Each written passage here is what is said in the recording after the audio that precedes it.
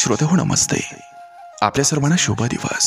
श्रोते हो, परिस्थितीची कल्पना असून सुद्धा काहीच न करता येणं हे जास्त त्रासदायक असतं. डोक्यात खूप सारे विचार चालू असतात, पण समोर कुठलाच मार्ग दिसत नसतोय. एरवी सहज वाटणारे पॉझिटिव्ह थॉट हे सुद्धा समजायला अवघड होऊन जातात. माहीत असतं की ही वेळ पण निघून जाईल, पण त्यावेळी होणारा त्रास, ते होणारी घोसमट नाही थांबवता येत. आणि कधी कधी सगळं काही वेळेच्या हवाली सुद्धा नाही करता येत. श्रोते हो, आपल्या समोर आपलं कोणी पाण्यात गटांगळ्या खात असताना काठावर उभं राहून त्याकडे फक्त बघत राहणं कसं कुणाला शक्य आहे? कळत असतं की इथं कुठलंच दुःख परमनंट नाही, पण ती मनाची होणारी घालमेल शब्दात नाही सांगता येत. श्रोते हो, एक क्षण असा येतो की डोळ्यातल्या अश्रूंना सुद्धा आपली दया यावी, त्यांनीही थांबण्यासाठी विनवणी करावी असं वाटतं. पण सगळं काही व्यर्थ ठरतं. तेव्हा मात्र जाणीव होते की जे होतं ते चांगल्यासाठीच होतं. पण हे इतरांना समजावून सांगणं सोपं असतंय. स्वतःवर वेळ आल्यावर ते आपल्याला कधीच पटत नाही, आणि ती हतबलता फार वाईट असते. बघा, पटतंय का? नक्की विचार करूया. चला, आजही आपल्यासाठी सुंदर विचारांची ही शिदोरी, ही मालिका अशीच पुढे घेऊन आलोय.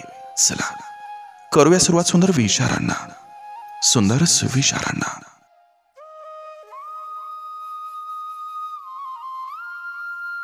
ज्यांच्या असण्याला अर्थ असतो त्यांच्याच नसण्याची पोकळी जाणवते.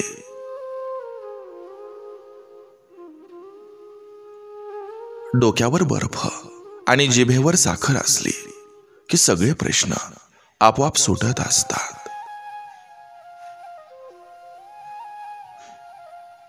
पद आणि पैसा आज आहे पण उद्या नसेल, परंतु माणुसकीनं मिळवलेली माणसं ही नेहमीच शेवटपर्यंत साथ देतात.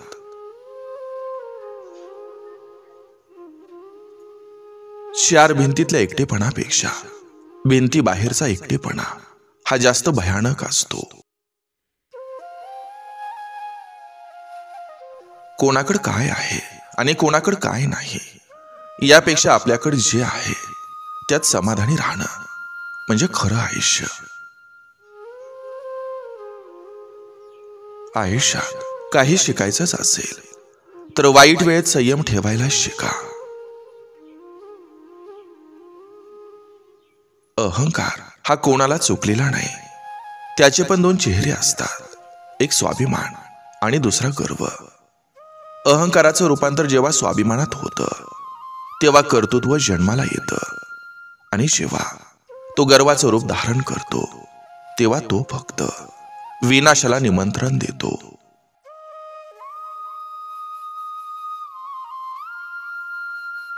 काही फुलपाखरं उडून गेली तरी हाताच्या बोटावर रंग ठेवून जातात. ज्यांचा परिचय झाल्यावर आपल्याला आपलं जगणं समृद्ध झाल्यासारखं वाटतं, ते सगळी चैतन्याची रोपे असतात.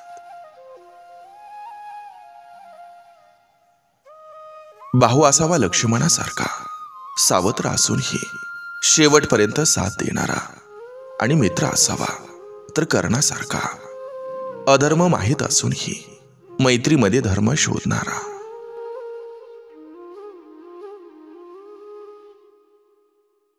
स्वतःवर विश्वास असेल तर अंधारात सुद्धा वाट सापडते. चालताना विचार आला आणि विचारामुळे चालण्याला गती मिळते. भांड्याच्या तळाशी एकदा दूध करपलं की तो जळका वास कडवलेल्या तुपापर्यंत राहतो.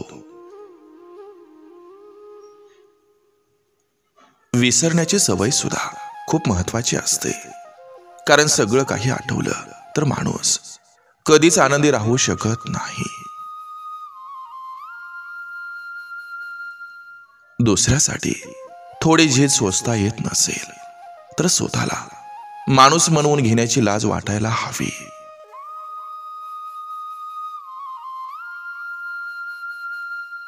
सहजता आणि खटाटोप यातलं अंतर एकदा जोखता आलं की हेतूही समजायला लागतात. चांगलं वागूनही आपल्यासोबत वाईट झालं तर समजून जा. चुकीच्या ठिकाणी वाईट माणसांसाठी आपण चांगलं करायचा प्रयत्न केला होता. माणसानं निष्ठावंत व्हावं, पण लाचार मात्र कधीच होऊ नये.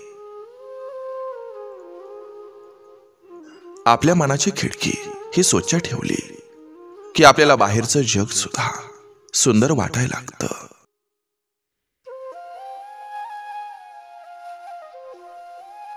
जे आपल्याबद्दल गैरसमज करून घेतात त्यांना समजावण्यासाठी वेळ वाया घालवण्यात अर्थ नसतो. अपेक्षा संपल्या की मन शांत आणि हलकं होतं. सक्सेसफुल होण्यामागं वाईट परिस्थितीचा आणि लोकांनी मारलेल्या टोमण्यांचा खूप मोठा हात असतो.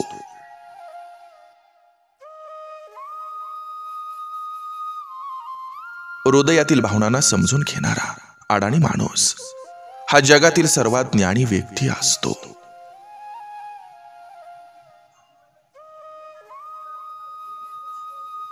चुकीच्या लोकांसोबत राहून तुम्ही चुकीचं ठराल, पण एकटं राहाल तर कोणीही तुम्हाला चुकीचं ठरवू शकत नाही. अश्रूंना वाट करून देण्यासाठी सुद्धा समोर तशी व्यक्ती हवी.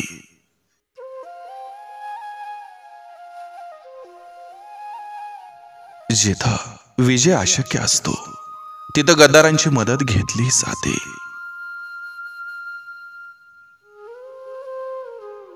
ज्यानं आयुष्यात पावलोपावली संघर्षाची झळ सोसली तीच व्यक्ती इतरांना आनंद देऊ शकते, कारण आनंदाची किंमत त्यांच्या एवढी कोणालाच ठाऊक नसते. काही माणसांना सवय असते हातातला हिरा सोडून कोळशाकडे धाव घेण्याची.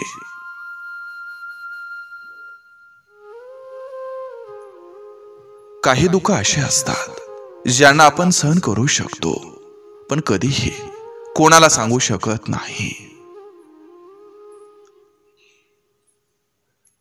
स्वप्न पोखरणारी वाळवी म्हणजे माणसाची परिस्थिती. आवडत्या गोष्टींचा क्षणात त्याग करता यावा एवढं नियंत्रण हवं मनावर. तुम्ही कितीही मौल्यवान असलात तरीही तुम्ही चुकीच्या ठिकाणी असाल तर तुमची किंमत शून्य असते. म्हणून संगत चांगली ठेवा.